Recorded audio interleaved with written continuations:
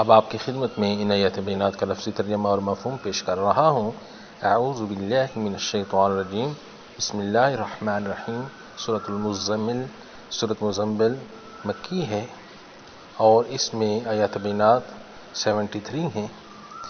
یا ایھا المزمل، اے کملی اوڑھنے والے نبی حضرت محمد صلی اللہ علیہ وسلم، قم اللیل، رات میں قیام کیا کریں، الا قلیلا، مگر تھوڑا، نصفہ، یعنی اس کا نصف، رات کا نصف کر لیا کریں، او انقص، یا کم کر لیں، منہ، اس میں سے تھوڑا، اس کا نصف یا کم کر لیں، منہ قلیلا، اس میں سے یا اس میں سے تھوڑا کر لیا کریں، او زد علیہ، یا زیادہ کر لیں، علیہ اس پر سے، ورتل القرآن، اور ٹھہر ٹھہر کر پڑھیں، القرآن، قرآن پاک کو، ترتیلا، ترتیل کے ساتھ۔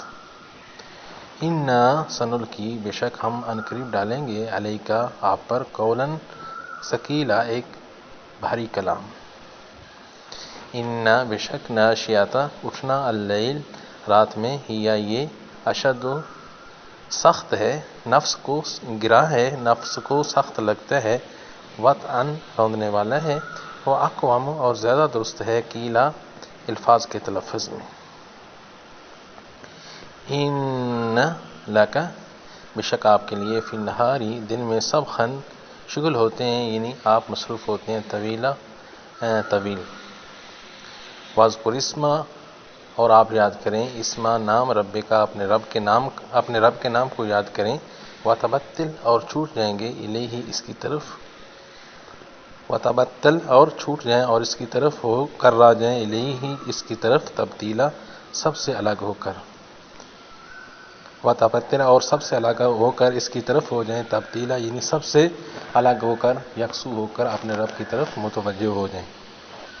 آگے فرمایا، رب المشرقی، رب ہے المشرق، مشرق کا، والمغربی، اور مغرب کا، لا الہ، نہیں کوئی معبود، الا ہو، سوائے اس کے، فاتخذہ، پس پکڑ لو، بنا لو اس کو، وکیلا، کرساز۔